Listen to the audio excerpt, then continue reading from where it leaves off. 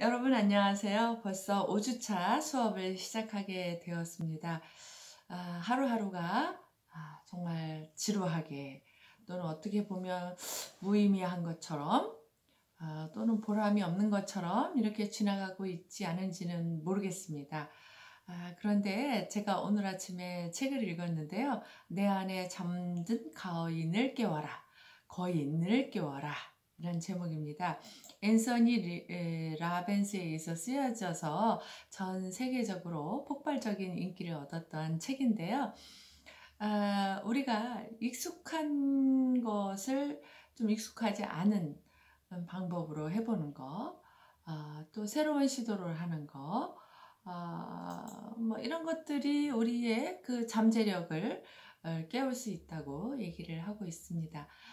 그래서 오른손잡이가 왼손으로 하려고 시도하는 거. 예, 그래서 박진영이 그 오른손잡이인데 그 왼손을 쓰기 위해서 왼손으로 밥을 먹고 왼손으로 운전을 하고 왼발을 쓰고 왼손으로 농구를 했다고 합니다. 그래서 6개월의 훈련 기간을 거친 다음에 그 왼손을 자유롭게 쓸 수 있었다고 말하고 있습니다. 우리가 그런 거 아닐까요? 우리는 너무 익숙한 틀에 갇혀서 하지 말아야 될 것과 해야 될 것에 대한 기준을 너무 명확하게 지어놓고 그 틀에서만 살려고 하지 않았나 싶습니다. 저는 코로나 이후에 많은 변화가 올 것이라고 생각이 듭니다. 우리가 동영상을 통해서 이렇게 수업을 하듯이 그 모든 수업 방식에 있어서도 앞으로 변화를 많이 가져올 것이라고 생각이 듭니다.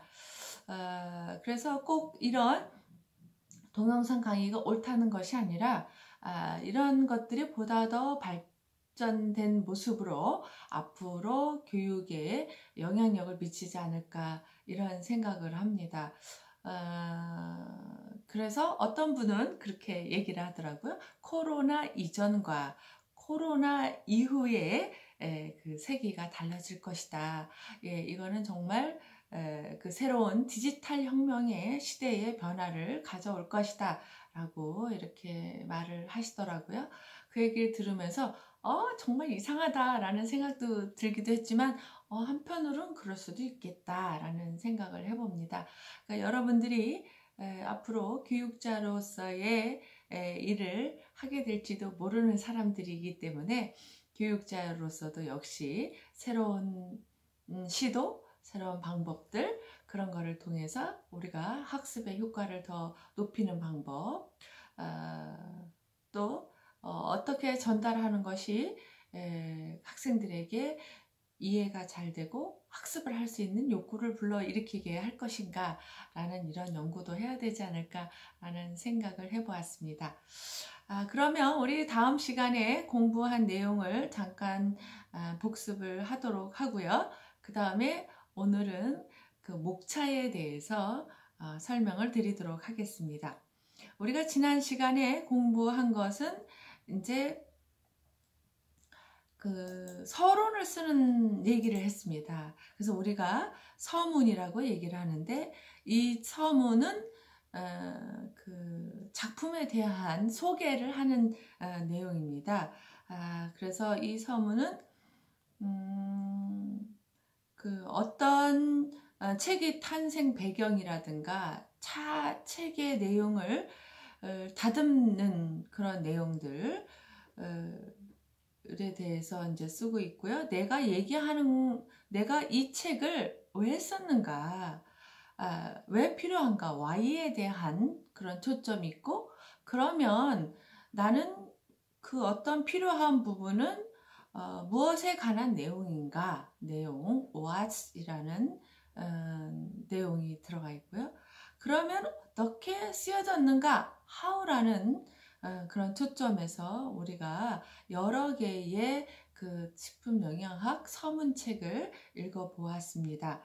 그래서 읽어보니까 그 좀 감이 오시죠? 저도 이렇게 그 서문을 읽으면서 이 책이 어떤 취지에서 어떤 방법으로 누구를 대상으로 해서 쓰여졌구나라는 거를 확실히 알게 됐습니다.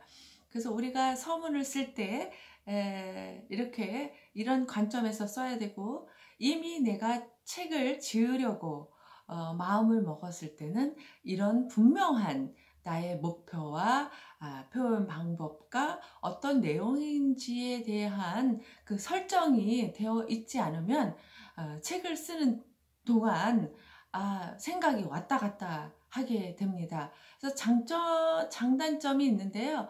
서문을 먼저 쓰고 책을 시작하면 자기가 가고자 하는 방향을 쭉 갈 수가 있는 장점이 있습니다. 근데 그러기 전에 어떤 과정이 필요할까요? 본인은 끊임없이 그 책에 대한 생각을 하고 있어야 되고, 이론이 정립이 되어 있어야지만 이 책이 그런 방향으로 가는 거죠. 그런데 대부분의 사람들은 어떻게 하냐면 먼저 자료를 모으고 읽고 정리를 하고 하다 보니 이런 책을 내가 써야 되겠다라는 생각을 하게 됩니다. 그러면서 끊임없이 그 책에 대한 방향성을 고쳐가게 되죠. 그래서 그 초보의 그 저자는 어떻게 하냐면 내용을 먼저 만들고 나중에 그 서문을 씁니다. 그러다 보니까 시간이 좀 많이 걸릴 수도 있죠. 그렇게 하는데 초보자들은 이 방법을 가장 많이 씁니다. 그래서 논문을 쓸 때도 아마 이렇게 쓰고 있습니다. 대부분의 사람들이. 왜 그러냐면 그 내용이 구체적으로 어떤 내용을 담아야 될지에 대한 자기의 분명한 목표나 가이드라인이 없기 때문에 그렇습니다. 그래서 어떤 분야의 책을 쓴다는 것은 굉장히 그 분야에 해박한 지식을 가지고 있으면서 어떤 방향으로 가야 되겠다. 지금 이 시대에는 이런 책이 필요하다. 라는 그런 확고한 자기의 방향성이 정해져야지만 되겠습니다. 그래서 우리가 이렇게 서문을 읽으면서 여러 가지 각도에서 이 책에 대해서 해석을 해 보았습니다. 그래서 여러분들이 그러면 출판하려고 하는 책은 누구를 대상으로 하고 어떤 특징을 가지고 있는가 제가 생각해 보시라고 과제를 냈었습니다. 그래서 우리가 그 출판하려고 하는 책은 고등학생이 조리기능사 자격증을 따는 데 있어서 그 이론 교과목에 들어있는 영양학을 공부할 수 있는 그런 정도의 난이도의 책을 쓰려고 했던 거죠. 그래서 그러면 그 내용에 있어서 우리 조리 기능사에 어떠한 영양학 문제가 가장 많이 출제되고 있는가를 분석해서 알고 있어야 되겠죠. 그래서 그러한 내용들을 이 책에 담아야지만 되겠고요. 그러면 그 담은 내용들을 학생들이 어떻게 하면은 공부를 더 잘하게 할 것인가? 그래서 핵심 포인트가 무엇인가? 그래서 그 핵심 포인트의 방법을 우리는 어떤 식으로 구성할 것인가에 대한 그런 나의 목표가 있지 않을까라고 해서 제가 질문을 했었습니다. 여러분들이 답을 다 적어서 이메일로 보내주셨는지 모르겠습니다. 어려운 과제였을지도 모른다고 생각을 했는데 제가 일방적으로 하는 것보다 여러분들의 생각을 먼저 정한 다음에 어떤 같은 방향성을 가지고 여러분들이 공동으로 작업을 한다면 훨씬 더 수월하게 우리가 목표를 이룰 수 있을 것 같아서 그렇게 말씀드렸습니다. 아마 제가 여러분들하고 직접 대화를 했다면 이런 과정이 수월하게 됐을 텐데 그렇지 못하니까 제가 이메일을 더 확인해보고 여러분들의 의견을 한번 정리를 해보도록 하겠습니다. 그러면 오늘은 목차에 대해서 해보도록 하겠습니다. 내용을 이제 내가 쓸 내용을 정해졌으면 목차를 정해서 그 책을 내용을 만들어 가야 되겠죠. 그래서 어떠한 챕터로 어떠한 분야까지를 다룰 것인가가 어떻게 보면 목차를 정하는데 굉장히 중요한 요소가 되기도 합니다. 제가 그 몇 권의 책들을 이렇게 봤습니다. 그래서 그 옛날에 쓰여진 책과 그 다음에 최근에 쓰여진 책들을 보았고요. 그 다음에 또 이렇게 그 어렵게 느껴지는 책 있잖아요.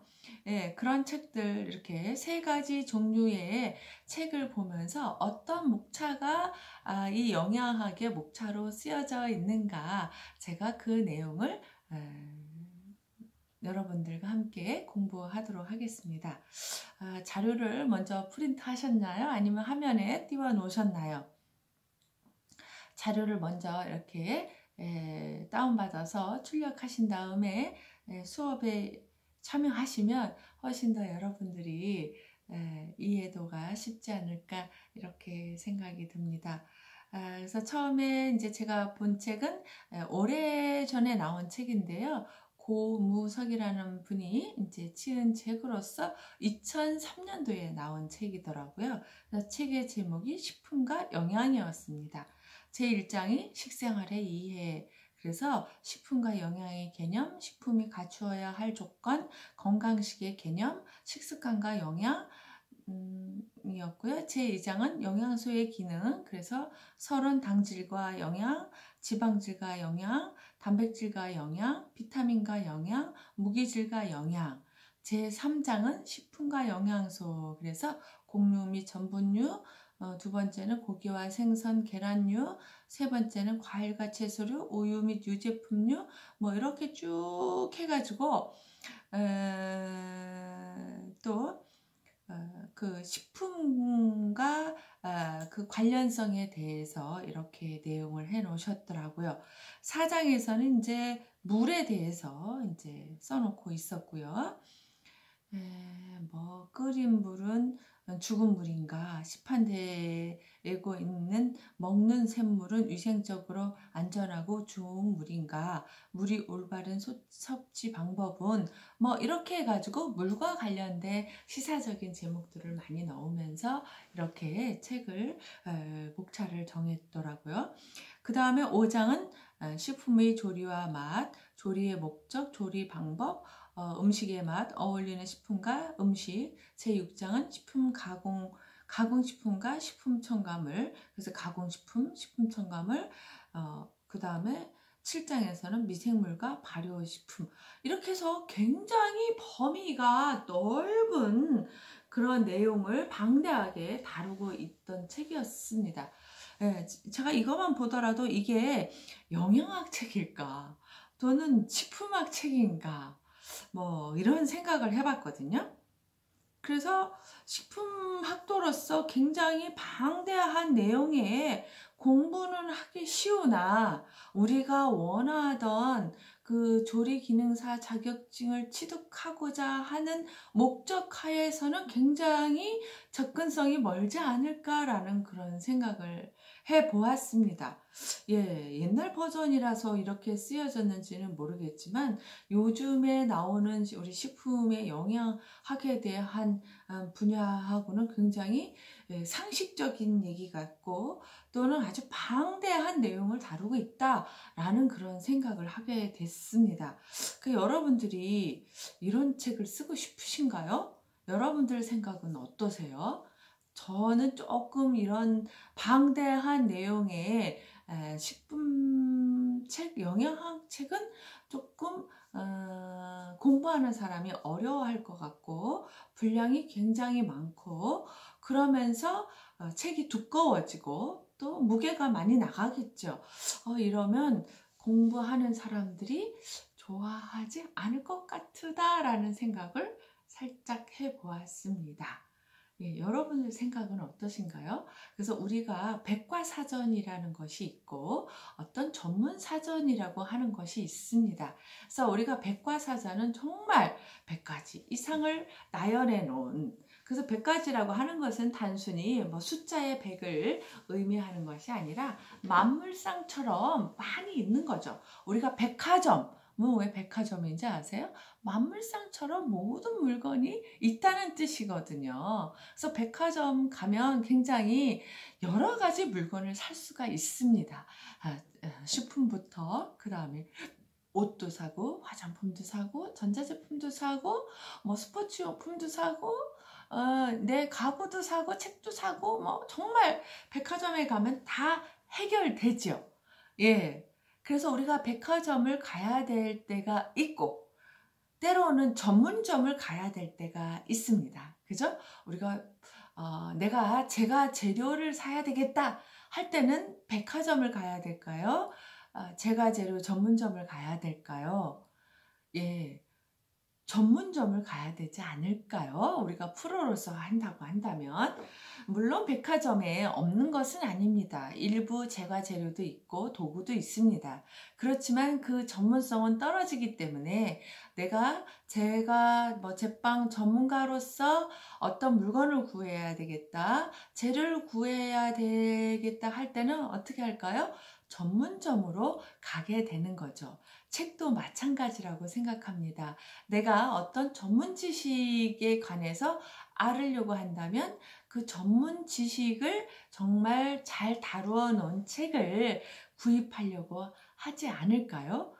그래서 그 목표를 확실하게 이루도록 해주는 그런 책이 중요한 포인트라고 할 수 있을 것 같습니다.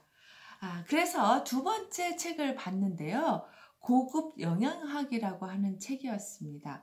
그래서 제가 이 책을 보면서 느낀 건, 내가 그동안 공부했던 내용의 스타일과 가장 비슷한 책이었다라는 생각을 해보았습니다. 그래서 챕터 1에서 보면 영양학과 기초와 식생활, 건강과 영양, 영양학의 정의와 발달, 영양소의 일반적인 작용, 영양소의 섭취와 식품군 생활지침 이렇게 되어 있고요. 이 두 번째 챕터가 소화흡수, 소화기계의 구조와 기능, 소화관 이렇게 되어 있고요. 그 다음에 탄수화물, 그 다음에 지질, 그리고 단백질에 대한 내용을 하고 있고요. 그 다음에 에너지 대사에 대해서 얘기하고, 그 다음은 수분과 전해질, 그 다음에 다량의 무기질, 미량의 무기질 이렇게 나눴네요. 그리고 지용성 비타민과 수용성 비타민 이렇게 나눠져 있더라고요. 여러분들이 봤을 때는 어떤가요? 예. 제가 가장 많이 봤던 그런 책의 목차였고요. 저도 이런 책을 가지고 수업을 했던 것 같습니다. 여러분들 생각은 어떠신지 모르겠습니다. 간단하고 심플한데요. 제가 봤을 때 이 책의 목차를 왜 이렇게 정했을까를 분석해 보았습니다. 저는 기본적으로 식품 영양학에 대한 이해를 하려고 1챕터를 넣었고요. 그래서 우리가 영양소가 필요한데 이 영양소라고 하는 것은 음식을 통해서 우리 소화기계로 들어와서 흡수가 돼서 간을 통해서 전신으로 보내져야지만 이게 쓰여지는 것이기 때문에 그 다음에는 이 소화와 흡수를 얘기한 게 아닌가 이렇게 생각을 했습니다. 아무리 우리가 좋고 영양소가 많은 거를 먹는다고 할지라도 우리가 소화기관이 흡수를 못하고 전달을 못한다면 정말 아무 소용이 없겠죠. 예. 정말 어떤 거냐면 차가 엔진이 고장 났는데 여기다가 휘발유를 아무리 넣은들 이 차가 제대로 굴러갈 수 있겠는가 이런 얘기가 되지 않을까 싶습니다. 그래서 우리가 어떻게 소화가 되고 흡수가 되는지를 알아야지만 그 영양을 제대로 이해할 수 있을 것이다 라는 생각에서 이 소화와 흡수를 두 번째 챕터로 놓고 세 번째 챕터는 탄수화물서부터 지질, 단백질로 넣은 것 같습니다. 왜 탄수화물을 또 세 번째로 영양소 중에서 제일 먼저 다루었을까를 생각해 봤을 때는 가장 중요한 부분입니다. 우리가 먹거리 중에서 65%를 탄수화물을 통해서 영양소를 흡수하고 있고 열량을 섭취하고 있기 때문에 이 탄수화물이 가장 중요한 영양소의 9번이라고 봤기 때문에 이 탄수화물을 영양소 중에서 제일 처음으로 넣었다라고 저는 생각이 듭니다. 그래서 이 탄수화물의 이제 특성과 분류를 알고 소화 흡수 그리고 대사, 체내 작용, 관련된 질병, 섭취 기준과 급원 식품 뭐 이렇게 해서 이 탄수화물을 챕터를 하지 않았을까라는 생각이 해보았습니다. 두 번째를 지질로 넣었는데요. 어떤 책은 단백질을 먼저 넣고 어떤 책은 지질로 먼저 넣기도 합니다. 그래서 저는 개인적으로 단백질이 더 중요하다고 생각했는데요. 또 에너지원으로 봤을 때는 지질이 굉장히 중요하죠. 20% 정도의 에너지원을 이 지질에서 우리가 섭취를 해야 되거든요. 그런 측면에서 봤을 때 지질이 중요하지 않았나라는 생각에서 제가 지질을 두 번째 넣지 않았을까라는 생각을 해보았습니다. 그래서 우리가 정말 지질이 중요하죠. 그래서 지질과 관련된 이렇게 내용을 넣었고요. 세 번째가 이제 단백질에 대한 내용을 넣었습니다. 그런 다음에는 이렇게 탄수화물, 지방, 단백질은 다 어떤 식품인가요? 에너지를 내는 그런 에너지 대사원이죠. 그렇기 때문에 그러면 에너지 대사가 어떻게 일어나는지에 대해서 공부하기 위해서 여섯 번째 챕터에서는 에너지 대사를 넣지 않았을까 이렇게 생각을 해봅니다. 왜냐하면 우리가 진짜 에너지로 만들어지는 게 중요하잖아요. 우리 몸속에서. 밥이 에너지가 되는 건 아니거든요. 밥이 우리 입속으로 들어와 가지고 이것이 소화 분해가 돼서 포도당으로 돼가지고 이 포도당이 간을 통해서 혈액으로 전달될 때 각 세포에서는 에너지가 만들어지고 또 세포가 재생되기도 하게 되는 거죠. 그렇기 때문에 이 에너지 대사가 굉장히 중요합니다. 네, 우리가 아무리 먹어도 에너지 대사가 안 일어날 수도 있거든요. 그래서 우리가 그 비타민 B1 영양제를 먹습니다. 우리가 또 보리밥을 먹어야 된다고 얘기를 하는데 그 이유는 뭐냐면 이 에너지 대사가 일어날 때 가장 중요한 비타민이 비타민 B1이기 때문에 그렇습니다. 이 비타민 B1이 없으면 에너지로 대사가 일어나지 않습니다. 그래서 우리가 영양소 중에서 종합 비타민을 먹을 때 다 어떤 비타민이 제일 첫 번째로 들었냐 하면은 비타민 B1이 들었습니다. 그래서 우리가 사람이 기운이 없다, 활력이 없다 할 때는 영양소가 부족하게 먹어서가 아니라 이것이 에너지로 만들어지지 못하기 때문에 그렇다라는 측면에서 비타민 B1 영양제를 먹는 것입니다. 그래서 이 영양제를 먹음으로 인해서 우리가 식품을 통해서 먹어주는 음식이 에너지로 만들어줄 수 있도록 도와주는 역할을 하는 게 비타민 B1제라고 할 수가 있습니다. 그렇기 때문에 이 에너지 대사가 굉장히 중요한 부분이라고 할 수 있는 거죠. 그래서 가끔가다 어떤 분은 많이 먹었는데 나는 살이 안 쪄 이런 사람이 있고 나는 조금을 먹어도 살이 찐다 라고 하는 사람이 있습니다. 어떻게 보면 에너지 대사가 누가 잘 일어나느냐에 따라서 비만이 될 수도 있고 아닐 수도 있습니다. 우리 몸속에서 만들어진 그런 에너지들이 그 대사가 잘 일어나가지고 어떻게 될까요? 에너지로 많이 쓰일 때 우리는 에너지 대사가 잘 일어나서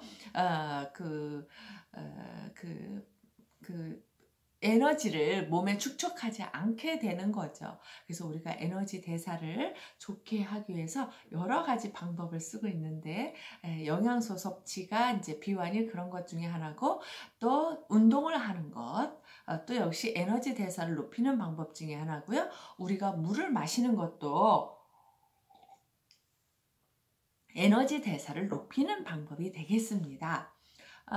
그래서 운동선수가 운동을 할 때 반드시 물을 먹고, 우리가 기본적으로 헬스장에 가서도 물을 한 잔 마시고 운동을 할 때 에너지 대사가 잘 이루어진다고 합니다. 그래서 여러분들이 운동하기 전에 꼭 물을 한 잔 드시기 바랍니다.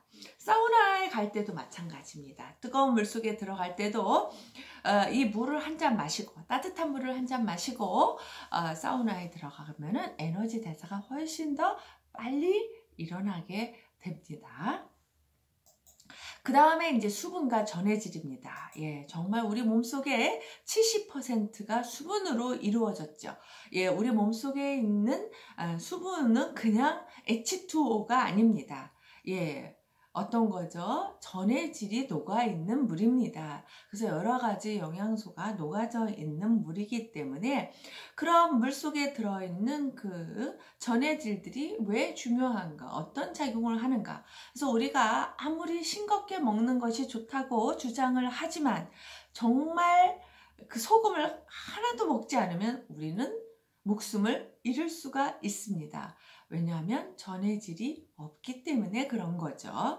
그래서 우리가 전해질이 굉장히 중요한 파트입니다. 그래서 우리가 병원에 입원을 하게 되면은 제일 처음 하는 것이 전해질을 측정하고 닌겔 주사를 꼽습니다. 그 이유는 우리 몸속에 있는 전해질 밸런스를 맞추기 위해서 그렇게 되는 거죠. 그래서 여러분들이 운동을 많이 해서 땀을 많이 흘렸을 때, 또는 내가 설사를 해서 수분이 많이 몸 밖으로 빠져나갔을 때 그냥 맹물을 벌컥벌컥 마시는 게 좋을까요? 아니면 포카리 스웨트 같은 거를 먹는 게 좋을까요? 이 포카리 스웨트나 게토레이는 어떻게 해요? 전해질이 녹아져 있는 물입니다. 그렇기 때문에 운동 후에 포카리 스웨트나 게토레이를 먹으면 어떻게 될까요? 땀으로 빠져나간 전해질을 빨리 보충할 수 있기 때문에 우리가 이런 음료를 먹는 거죠. 예. 그래서 우리가 일반적으로 그렇게 할 필요성은 없지만 운동선수처럼 그렇게 운동을 많이 하진 않잖아요.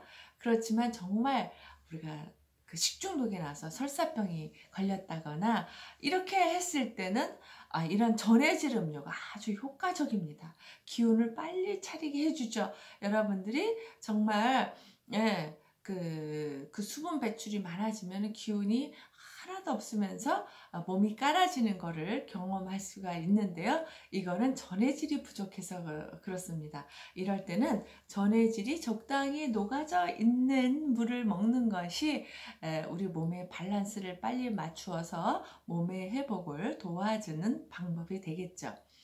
그 다음에는 이제 무기질 파트로 되어 있습니다. 무기질 중에는 다량 무기질과 미량 무기질이 있습니다. 이 다량 무기질이라는 것은 뭐냐면 그게 많이 들어있다가 아니고 우리 몸속에서 많이 필요한 무기질을 다량 무기질이라고 얘기를 하고요. 무기질 중에서 조금만 필요한 거, 아주 소량이 필요한 거는 미량 무기질이라고 얘기를 하고 있습니다. 그래서 우리가 다량 무기질은 어떤 것이 있을까요?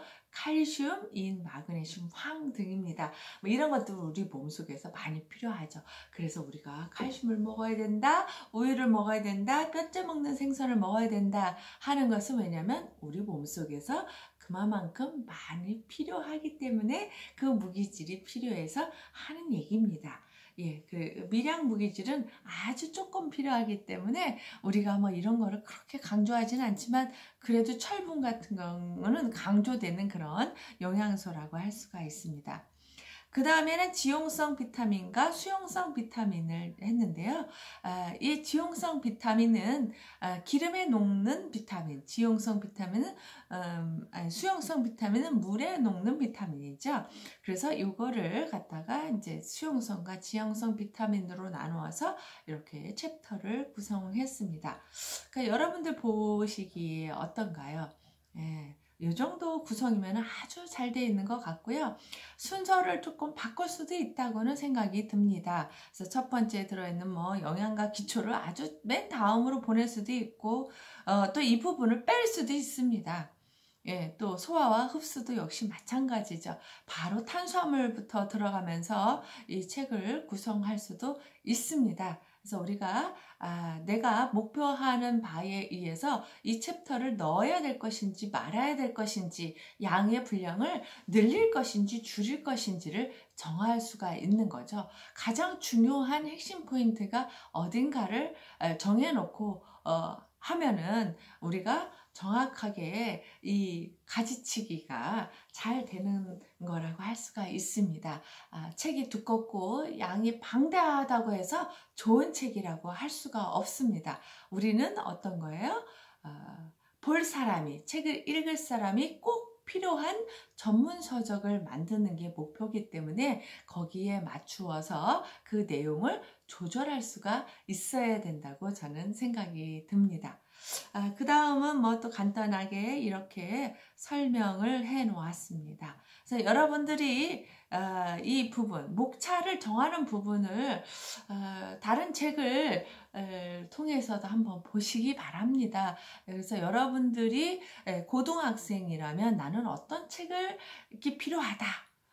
두꺼운 책이 필요하다. 얇은 책이 필요하다.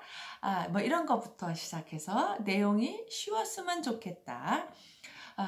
또는 조리기능사 시험 문제가 여기 책에 실려져 있어도 좋겠다. 뭐 이런 생각을 할 수도 있고, 또는 이 책이 뭐 전자출판이 됐으면 좋겠다. 뭐 이런 생각도 해볼 수도 있고요. 또 이 책이 동영상으로 강의되면 좋겠다. 이런 내용도 충분히 생각해 볼 수도 있겠죠. 그래서 여러분들이 내가 고등학생이라고 생각하시고 그 어떤 책이 가장 좋은가, 그리고 어떤 내용의 분량이 들어가면 좋은지에 대해서 한번 고민해 보는 시간을 가지면 좋겠습니다. 그리고 내용을 어떤 식으로 쓰는 것이 좋은지, 전문 용어를 많이 쓰는 것이 좋은지, 아니면은 이해가 쉽도록 풀어서 쓰는 것이 좋은지, 거기에 퀘스천을 넣을 것인지, 요점을 넣을 것인지, 뭐 이런 것들도 한 번씩 생각해 보셔서 다른 책의 장점들을 잘 찾으신 다음에 우리가 지으려고 하는 책에 접목시키면 좋을 것 같고요. 여러분들이 정말 새로운 아이디어를 내셔서 그 아이디어를 이 책에 접목시켜도 좋을 것 같습니다. 네, 오늘 여러분들 수고 많으셨고요. 이만 마치도록 하겠습니다. 고맙습니다.